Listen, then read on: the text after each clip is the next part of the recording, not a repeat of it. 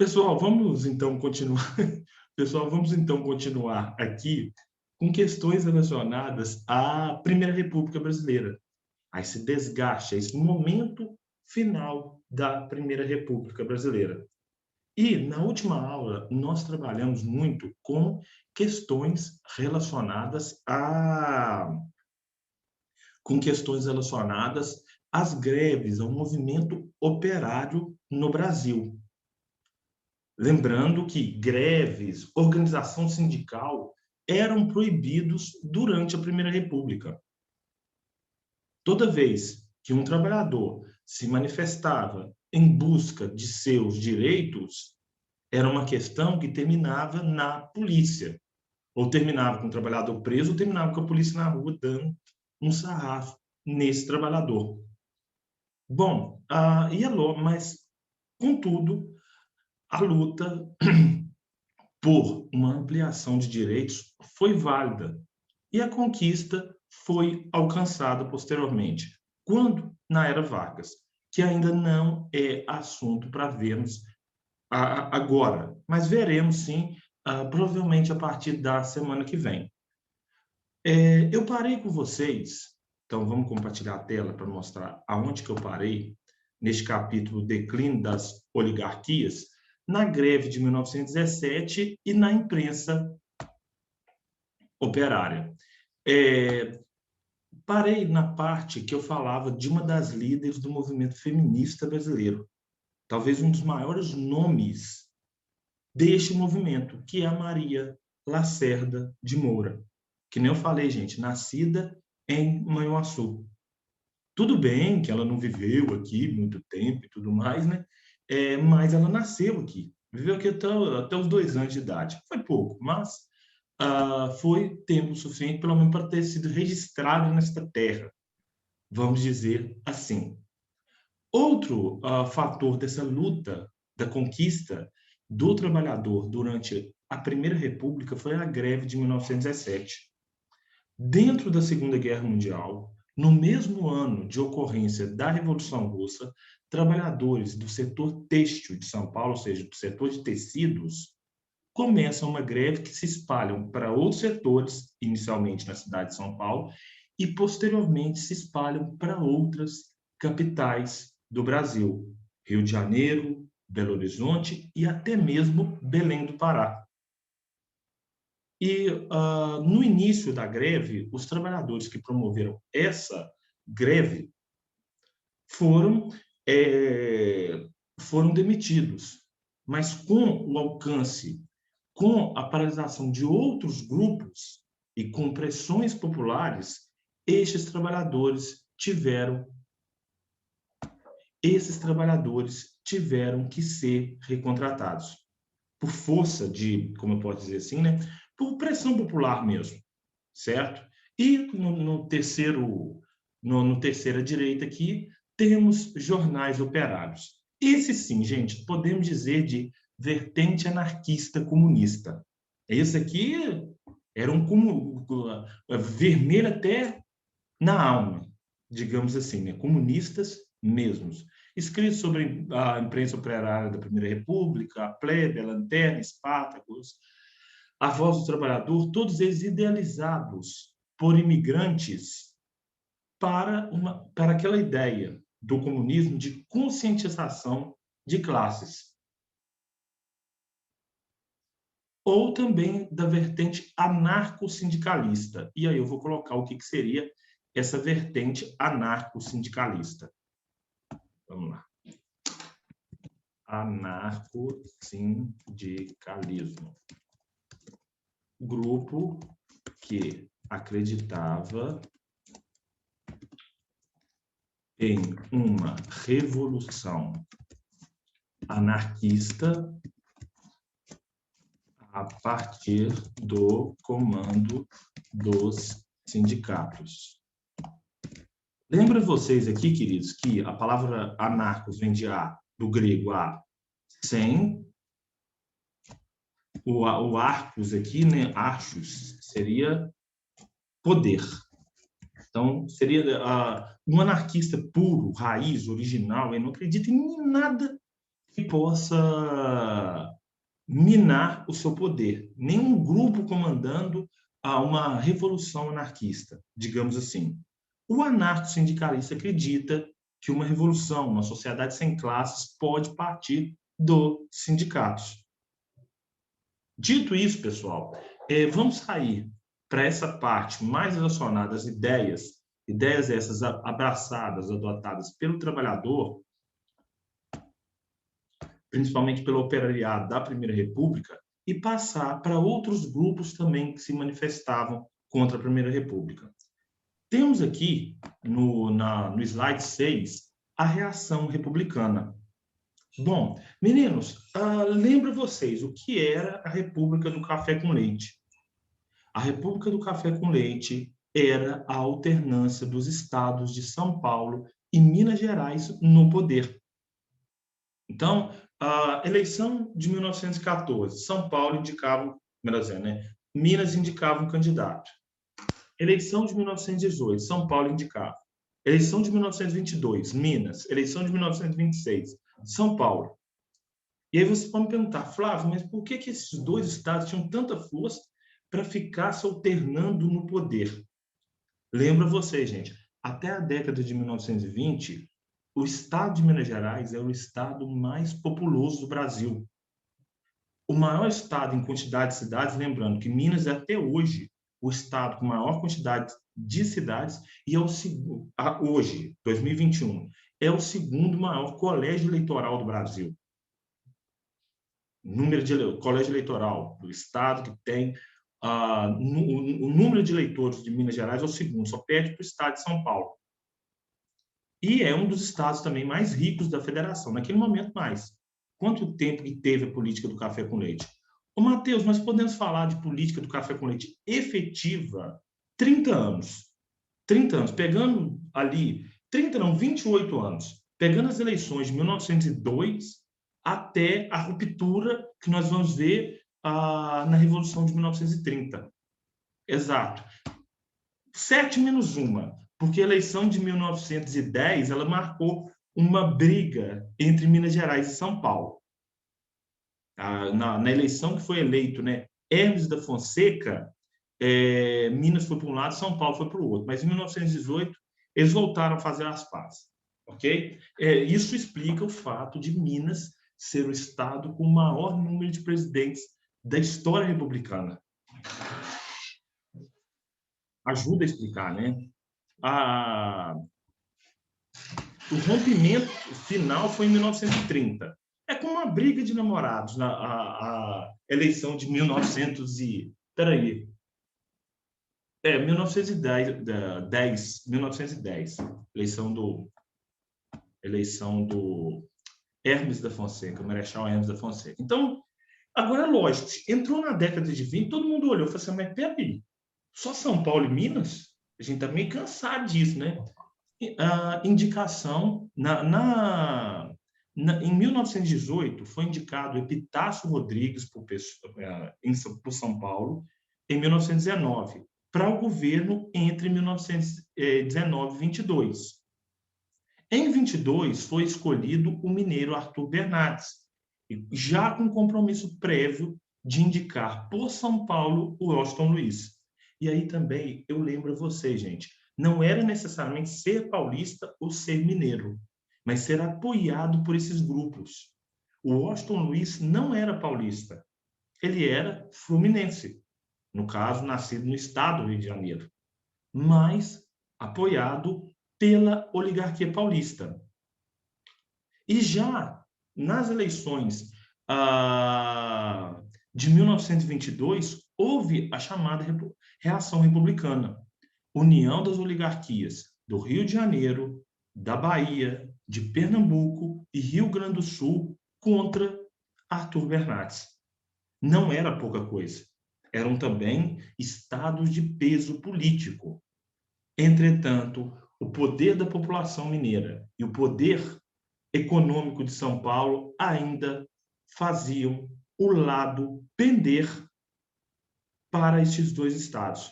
Mesmo com a junção de outros 1, 2, 3, 4, 5 estados poderosos. Eles fizeram barulho. Foi uma eleição tumultuada, as eleições de 1921. 1921 para o pleito 1922. Inclusive envolvendo uma avó das fake news. O que foi esta avó das fake news? O chamado episódio das cartas falsas, insubordinação nos quartéis contra Arthur Bernardes. O ex-presidente gaúcho, Hermes da Fonseca, naquele momento que houve uma ruptura, uma ruptura não, né? Uma briga entre São Paulo e Minas Gerais, foi ameaçado por essa suposta carta enviada pelo Arthur Bernardes. A imprensa vazou uma carta que ele teria enviado falando que, se ele fosse eleito, ele ia mandar prender o Hermes da Fonseca. E quem era o Hermes da Fonseca? O Hermes da Fonseca era o presidente do Clube Militar e ex-presidente do Brasil. E aí, lógico, os setores militares tentaram forçar a barra para que o Arthur Bernardes não assumisse o governo. No entanto, isso não deu certo. Arthur Bernardes foi empossado e governando sobre constante decreto de estado de sítio. Pessoal, o que é o estado de sítio? Colocando aqui, gente, estado de sítio. Prevê a concentração de poderes nas mãos do chefe do executivo mediante uma ameaça nacional. Então, o Arthur Bernardes vai falar assim, não, o Brasil está sendo ameaçado por grupos que querem a minha retirada do poder e instalar o caos no Brasil. O estado de sítio é também previsto na Constituição dos nossos dias, mas ele tem data de validade, ele tem 90 dias de prazo. Então, quando um presidente decreta estado de sítio, aí eu acho que depois da Primeira República, eu não me lembro mais de presidentes decretando estado de sítio, ele tem todo esse poder. Quando decretar estado de sítio? Não, o Getúlio Vargas decretou muito estado de sítio também, desculpa, agora eu lembrei. Ele decreta em caso de guerra, em caso de ameaça nacional, em caso de tentativas de golpe de Estado. Então, ele decreta esse estado de sítio mediante uma ameaça nacional. Mas ele é extremamente desgastante, porque ao final dos 90 dias, se nada foi comprovado, se nada mostrou que existia essa ameaça que levou o decreto, o chefe do executivo sai muito enfraquecido. E, curiosamente, o governo do Arthur Bernardes foi feito quase todo ele em constante decreto de estado de sítio. Já falei em outro momento, volto a repetir, Arthur Bernardes, mineiro, de Viçosa, responsável pela implementação da ESAV, Escola Superior de Agricultura e Veterinária, que posteriormente virou URENG, Universidade Rural do Estado de Minas Gerais, e posteriormente virou Universidade Federal de Viçosa. Então, para quem aí foi estudar no Colune, ou foi estudar na UFV mesmo um dia, conheça essa história, muito bacana. Inclusive, museu, a Casa do Arthur Bernardes, lá em Viçosa, ela é no centro, né? Você tem a praça, a Igreja Católica, na frente da praça, e do lado dela você tem o Museu Arthur Bernardes, que é mantido pela própria universidade, pelo Departamento de História da UFV, com objetos, fotos, imagens e outras coisas mais relacionadas à vida do ex-presidente. Então, para a região de Viçosa, ele acabou sendo um bom presidente, né? Embora não fez um bom governo. Agora, falando aqui, muitos o consideram o pior presidente da história do Brasil. Então, aqui, pessoal, voltando e continuando, ele sai muito desgastado, também por pressões que aconteciam por parte de novos grupos sociais. Continuando, queridos, a gente tem, né, o 7 com o tenentismo. E vamos para uma definição aqui do tenentismo. Pois é, Ana. Ana, você vai tentar a prova do Colune? Pergunta há de ser feita aqui. Tenentismo. Movimento. Ana Júlia, você vai tentar a prova do Colune? Que surgiu. Acho que não. Tente, ué. Não vai perder nada mesmo. Pode falar. Assim, vai ser só por experiência, né? Porque eu acho que eu não ia para lá, porque meus pais não deixariam eu morar em Vitória Nova, assim. Sim. Mas tente, bobo. Eu lembro de eu falando isso. Vou citar o nome, porque eu acho que aqui eu não tem problema, não. Um ex-aluno de outra escola, o nome dele é Dêmio. Eu falei para ele, ô Dêmio, por que você não... Ele era bem destacado, um camarada, ele é muito inteligente, atualmente está no 2º ano. Eu falei assim, ô Dêmio, tenta. E aí ele falou assim, Flávio, eu não sei se eu consigo, não sei o quê. Eu falei assim, não, mas peraí, eu só consegue quem tenta alguma coisa. E aí ele tentou e passou. Passou de primeira. Ou no caso aqui também, vamos dar um outro exemplo aí, esse dentro da escola mesmo, é o caso da Sofia Belisário. A Sofia Belisário passou em 3º lugar na prova do Coluna. Ela tentou no 9º ano, e a Sofia é muito fera, viu, gente? Não eu estou falando bem, então eu posso citar o nome aqui. Ela é fera demais.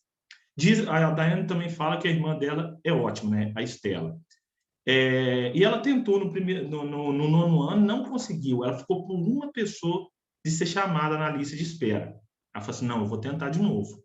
E aí, na hora que ela terminou o 1º ano, ela tentou e passou. Então, tente, Júlio. Tente, Ana. Tente que você tem todas as capacidades, assim como outros aqui dentro de sala de aula também, viu? Sala de aula não, força do ato, espaço virtual. Tenentismo, movimento que surgiu na década de 20, a partir da baixa oficialidade das Forças Armadas e que demandava a moralização da vida política brasileira. Então, este é o tenentismo surgido na década de 20. Quando a gente vê os participantes do movimento tenentista, capitão, tenente, soldados, não está lá nos generais, marechais, entre outros grupos, não. E o que eles pediam? Uma moralização da vida política, um projeto industrial promovido pela nação. Curiosamente, Vargas coloca em prática esse ideal, o fim de eleições fraudadas, um grandioso programa de alfabetização. Então, o que eles pediam aqui era a transformação da República Brasileira numa coisa pública mesmo, numa coisa do povo mesmo. Nesse sentido, o primeiro ponto aqui nos diz, né, uma das principais reações à estrutura corrompida da República Velha, não aceitação dos tenentes em preservar um regime que acreditava ser corrupto. Então, eles estavam aqui, logo, pedindo a moralização da vida pública brasileira, das práticas eleitorais, dos direitos políticos, do alargamento desses direitos políticos. Além disso, eles também demandavam a ampliação de direitos sociais. Liberdade política, liberdade mediante a lei. E outro ponto de fundamental importância é propostas liberais e nacionalistas. O curioso, meninos, presta atenção que isso aqui não é comunismo. Eles pregavam a ideia de que, aonde a iniciativa privada já estivesse, ela tivesse funcionamento acelerado. Setor bancário, aonde tivesse a iniciativa privada, que ela pudesse funcionar, as empresas pudessem funcionar sem intervenção estatal.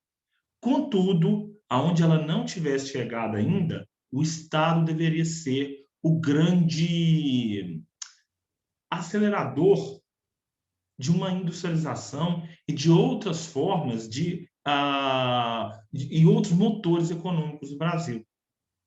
Esse ideal foi abraçado pelo Vargas. É o que nós chamamos de nacional desenvolvimentismo. Então, no setor hidrelétrico, no setor de exploração de minérios, no setor da indústria de base, o Estado, na época de Getúlio Vargas, adotando essa ideia nacional desenvolvimentista, vai se acelerar. Nós vamos ver a era Vargas trabalhar com isso. Agora, na iniciativa privada, bancos e outros setores industriais puderam ter desenvolvimento acelerado também. Então, era o Estado fundando bases para um desenvolvimento nacional. Isso, volto a repetir, gente. Estado na economia necessariamente não é comunismo. Não é. Ainda mais naquele momento, na década de 30. No sentido brasileiro, era nacional desenvolvimentismo. Frase do Vargas. Não farei oposição em nenhum momento à iniciativa privada, mas aonde ela não chegar, estará lá o Estado para complementá-la. Dito isso, pessoal, era um projeto dos tenentes que, quando Vargas chega ao poder na década de 30, ele faz por acelerá-lo. Deseja um severo controle econômico-financeiro do país e defesa de um governo dos mais capazes. Quem seriam esses mais capazes? Pessoas estudadas, pessoas com algum tipo de ilustração para comandar ministérios e auxiliar o Poder Executivo. Bom, esse movimento começa ainda por volta, nos anos 1910. A primeira dessas rebeliões que nós temos é a chamada Revolta dos 18 do Forte de Copacabana. E a segunda é a Coluna Prestes. Vamos a cada uma delas aqui, pessoal. A Revolta dos 18 do Forte de Copacabana. Então, quando foi dada por Arthur Bernardes a ordem de fechamento do clube militar e a ordem de prisão de Hermes da Fonseca, lembrando, Hermes da Fonseca foi ex-presidente e, naquele momento, era presidente do clube militar. Isso deixou a oficialidade do Exército pé da vida com Arthur Bernardes. E se ensaiou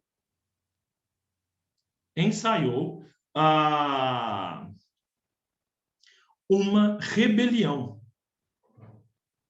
contrária a ele, a partir dos quartéis do Rio de Janeiro, que era então capital do Brasil. Então, primeira ideia, Arthur Bernardes manda prender Hermes da Fonseca. Segunda ideia, os militares ficam pé da vida e querem tirá-lo do poder.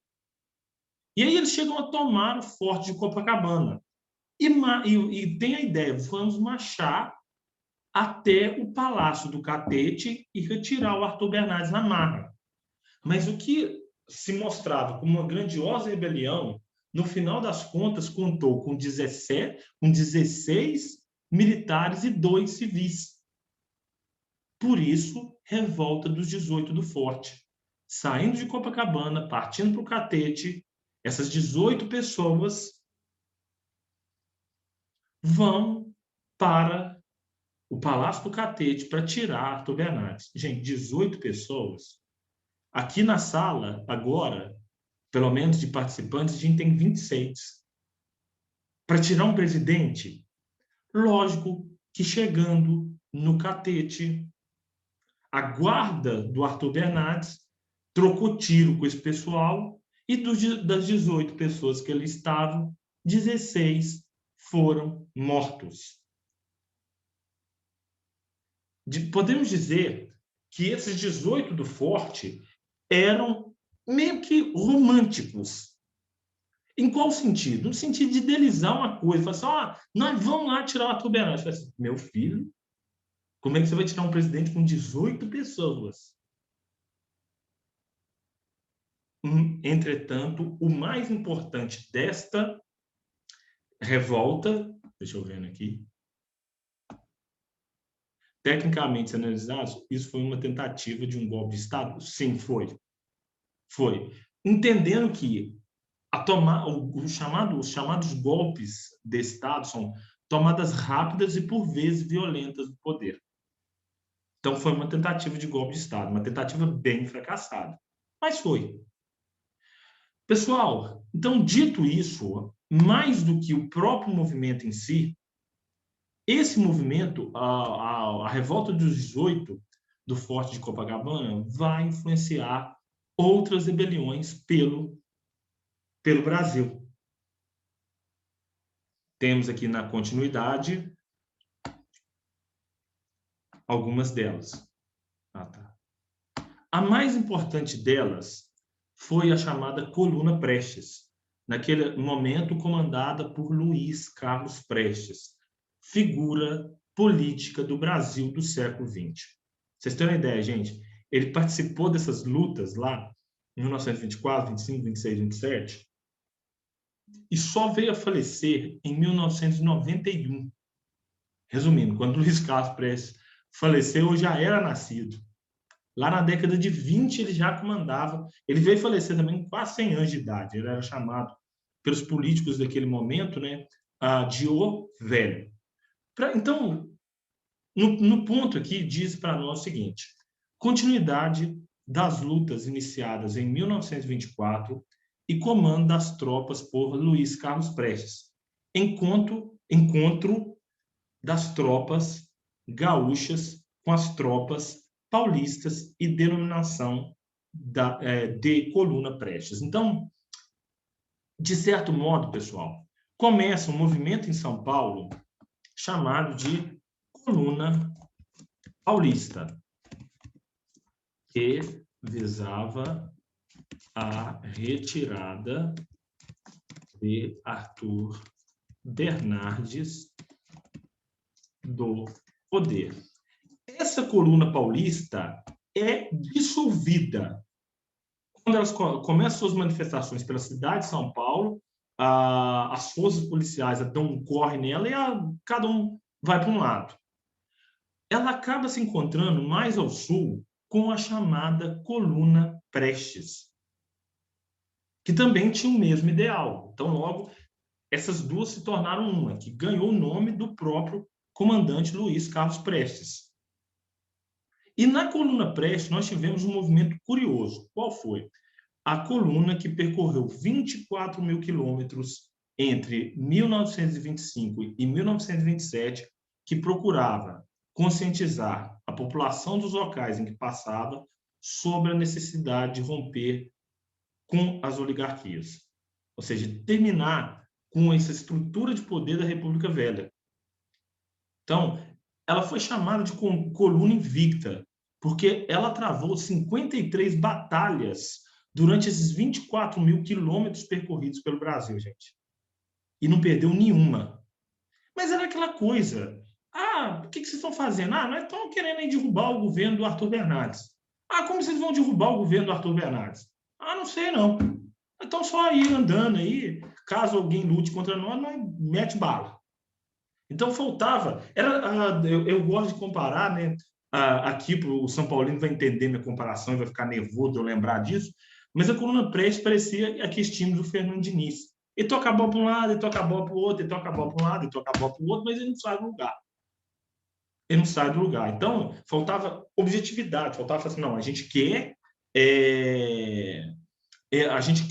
tomar o poder. E para tomar o poder, a gente vai para esse confronto se mobilizando dentro do território brasileiro. Não era isso. Então, ele chegava, e principalmente dentro do interior brasileiro, que naquele momento ainda era muito pouco povoado, a coluna Prestes teve até uma boa inserção. Mas volto a repetir, gente, o interior do Brasil, naquele momento, até muito mais do que hoje em dia, era de pouca população. Logo, se movimentar para o interior não dava força política para um ganho de causa. E coube a repressão por parte de jagunços e de tropas governistas junto à coluna Prestes. Então, muitos jagunços locais percorreram, porque hoje Mato Grosso, porque hoje Mato Grosso do Sul, pelo que hoje Tocantins, Goiás, interior do Nordeste. A quantidade de quilômetros que eles marchavam, pessoal, que eles marcharam, 24 mil, dava para dar 3 voltas completas no Brasil de norte a sul. Para você ter uma ideia. 3 voltas completas. Então, eles marcharam muito. Mas faltava objetividade. Faltava aquela coisa, sim, então a gente vai partir para a tomada do poder. Porque só conscientizar a população sem ser agudo, digamos assim, sem partir para cima, não adiantava. Como não adiantou? Como não adiantou? Eles terminaram lá, a coluna Prestes se dissolveu na Bolívia, isto no ano de 1927. Lembrando, gente, que Luiz Carlos Prestes foi um dos principais nomes do comunismo brasileiro. Esse sim, volto a repetir também, comunista. Entretanto, quando ele comandava a coluna Prestes, ele não era comunista. Ele só entra em contato com as ideias comunistas ao final da coluna, quando a coluna se dissolve, e posteriormente ele é convidado a ir para a União Soviética. Aí na década de 1930 ele estuda comunismo por lá, enfim, aí sim, podemos dizer que ele é doutrinado no comunismo por lá. Volta, ainda na década de 30 no Brasil, nós vamos falar novamente sobre o Luiz Carlos Prestes, e faz oposição a Vargas, faz oposição à ditadura civil-militar, faz oposição a vários tipos de governo ao longo do século XX. Fica aqui uma dica, pessoal, para quem quiser, para quem tiver um mínimo de curiosidade para conhecer um pouco da história do Luiz Carlos Prestes, o filme Olga, filme do início dos anos 2000, que conta a história da primeira mulher do Luiz Carlos Prestes. Inclusive, é responsável por fazê-lo abraçar as doutrinas comunistas, né? A Olga Benário. E conta, né, como ela foi perseguida e outras coisas mais. Para nós terminarmos esses slides, gente, coluna Prestes e República das Oligarquias. Então, aqui uma notícia, né, da coluna Prestes. Agora, não sei qual jornal que é esse, se eu não me engano, no jornal o Globo. E, do outro lado, manifestantes, participantes da coluna Prestes no interior do Brasil.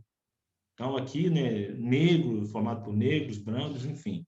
Era um movimento bem homogêneo quando se tratava de grupos, né, de grupos raciais.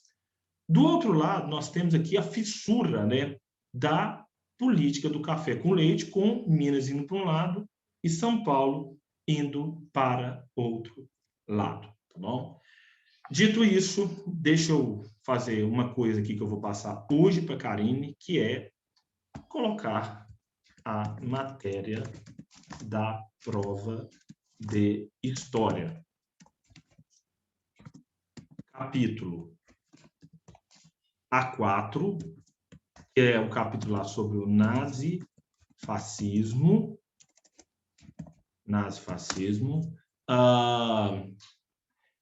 Capítulo B3, que é esse que nós estamos vendo, República das Oligarquias.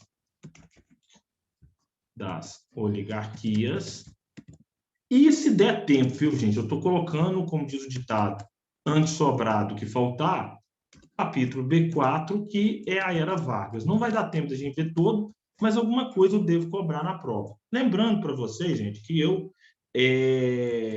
passarei isso para a Karine ainda esses dias também, certo? E se a gente não chegar na Era Vargas, se vê que pouco Era Vargas, não liga não, meu cara. A gente vai ver até onde a gente vai trabalhar na prova, até onde der, tá bom? Bom, deixa eu ver aqui. Compartilhamento. Acho que não vai dar tempo nem de fazer chamada, mas vamos tentar fazer chamada o mais rápido possível.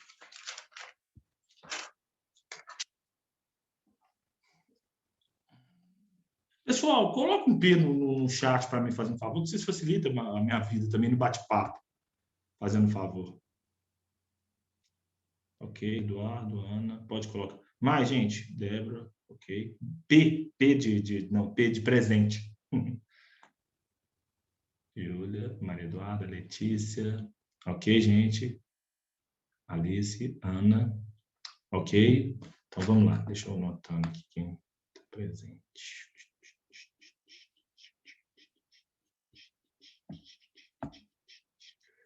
Ok, P, ok. Pessoal, obrigado por tudo e até amanhã, né?